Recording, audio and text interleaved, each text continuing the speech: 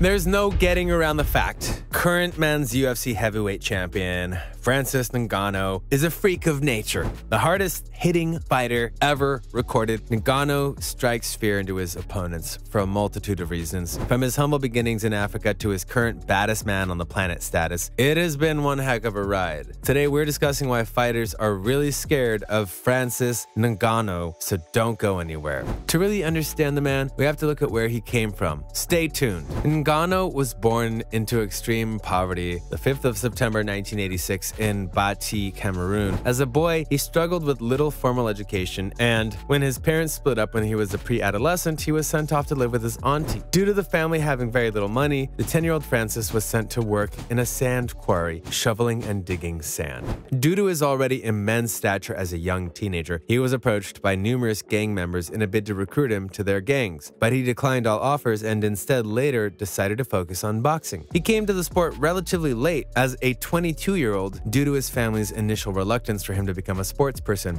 At one point, he had regular work as a motorcycle taxi driver, and when he told his family he was giving it up to pursue boxing, they were mortified, to say the least. They could not understand why he was giving up a regular paycheck to pursue something that was little more than just a pipe dream. Professional boxing rarely pays well, especially in Africa, unless you make it to the upper echelons of the game, but Francis knew that he had the tools to make it in combat sports, and we're glad that he decided to take a chance on his dreams. What do you make of Ngannou's upbringing? Let us know below. Next up, we're discussing his incredible determination to succeed. One of the biggest reasons why fighters are scared of Francis Ngannou is what he has actually been through to get to where he is today. He probably has the craziest story, and for this reason, fighters know he certainly won't be giving up easily. After having to give up boxing at the age of 23 due to an illness, Ngannou longed for the chance to get back into the sport, and at 26, he made the life-changing decision to head to Paris, France. The trek took him across the deserts of northern Africa through a total of 5 countries before arriving in Morocco. He had to deal with things like being robbed on his journey and then being picked up by local authorities several times and then taken back to the desert where essentially he was left to die. Once arriving in Morocco, he was forced to eat out of bins and revealed that Morocco is a nightmare country for immigration because it's so close to Europe. He finally made it across the Mediterranean to Spain, where he was given a helping hand by the Red Cross, and then made it one step further into France, where he had initially planned to go to England. But strict immigration meant he stayed in Paris, where he at least knew the language. Eventually, he made his way to a boxing gym, where he came across coach Fernand Lopez, and the rest, as they say, is history. What an insane story. Were you aware of Francis's early struggles? We're talking about that insane power now. Don't go anywhere. Of course, it's impossible to talk about Francis Ngannou without discussing the almighty power the man possesses. You have to look at probably his most famous knockout over Alistair Overeem to understand why fighters are terrified of crossing his path. The pair met back in 2017 with Francis essentially sending Reem to the shadow realm, connecting with one of the most iconic uppercuts of all time, sending the big Dutchman straight to sleep. Some fighters have figured Ngannou out and saw back-to-back losses against Stipe Miocic and Derek Lewis after the pair stayed on the outside and let him gas out. In Stipe's case, then taking him down, and in Lewis's case, well, the less said about the Boarfest, the better, really. Since these losses, Francis has basically steamrolled all corners and has so far recorded 10 knockouts in his UFC career, which is terrifying for anyone who happens to be in the heavyweight division. In his 17 fights overall in MMA, 12 of them have ended in knockout wins. So it's safe to say that standing and banging with Francis Ngannou is usually not the best option for fighters. UFC President Dana White likes to tell people that Ngannou hits as hard as being hit by a Ford Escort. And whilst this might be a little over the top, it's apparently more powerful than being hit with a 12-pound sledgehammer. No, thank you. What's your favorite Ngannou knockout? So what's next for the big Cameroonian? Let's discuss. Of course, if you're a fan of MMA, you will know that Francis and the UFC are currently locked in a dispute regarding the big man's contract. Francis has revealed that he wants to at least test himself in the professional boxing arena, and a potential fight with current heavyweight king Tyson Fury has even been been touted. This might be a little premature, seeing as he has never even had one pro boxing fight, so to suggest he could go straight into a boxing fight with Fury and win is probably slightly delusional. If the UFC gets their way, we will more than likely see him defending his belt one more time, and right now it seems like one of either Tai Tuivasa or a rematch with Stipe Miocic is the most likely fight for the heavyweight champ. There's been plenty of talk of the pair fighting themselves, which could possibly serve as a title elimination. Then there's the Englishman Tom Aspinall, many people's tip of being a future UFC champion, as he dismantled Alexander Volkov at UFC London recently in the very first round and looked absolutely superb. Aspinall would certainly provide a big threat to Ngannou, and if he keeps up on his current record of 5 finishes in his first 5 UFC fights, then a clash with Ngannou could be closer than we think.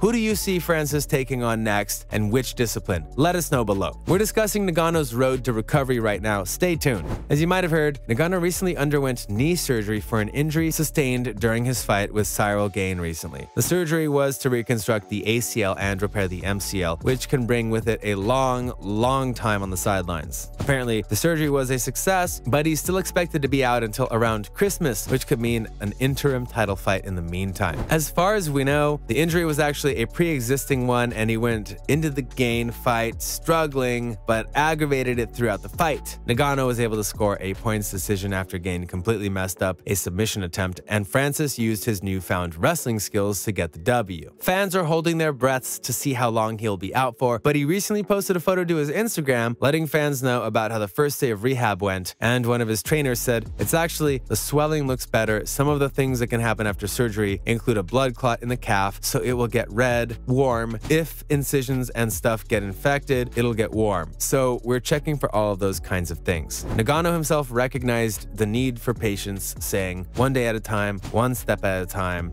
not even a day. Good luck in your recovery, big guy." And finally, a rival promotion has called out Ngannou. Stay with us to hear all about it. As we know, Ngannou is one of the most feared MMA fighters on the planet right now, but one championship founder, Chatri Sityodong, has claimed that he wouldn't last very long if the UFC champ was to join his organization. He said, "I like Francis Ngannou, but I think our heavyweights would smoke him. He's just not a complete fighter." For sure, if you ask any expert martial artist, you look at one interim champion, Anatoly Malikin, Russian national pedigree wrestler, dynamite in his hands, much faster than Francis, much better ground game, black belt level. Wow, big words indeed. The one boss went on to explain that Malikin was also a submission champion in Europe, and it's not just the Russian who would dismantle Ngannou, according to Sityodong. He also referenced Arjan Bular, who is an expert wrestler and boxer. He said that Francis doesn't have anywhere near as good boxing as Anatoly of Arjan, which is certainly a bold claim, and Bular even fought in the UFC, so he's no stranger to the promotion and also scored an impressive knockout win over former UFC fighter and one champ, Brandon Vera. As always, thanks for stopping by today, and remember to join us next time for some more fun reveals. Also, don't forget to like, share, and subscribe to our channel. Bye, guys.